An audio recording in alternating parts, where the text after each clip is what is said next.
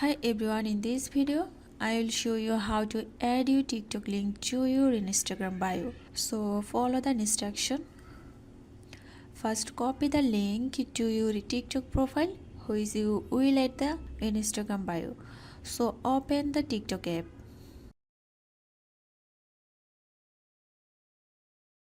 and then go to your profile.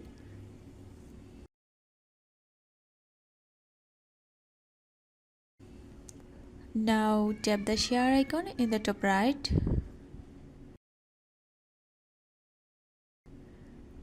Then select copy link.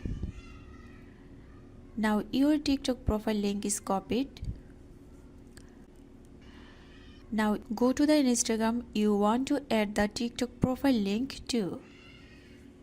Then tap your profile in the bottom right.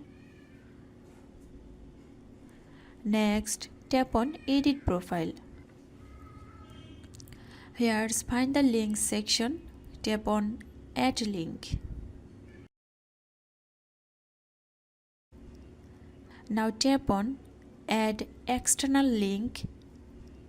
Then paste your TikTok link into the URL field and enter title.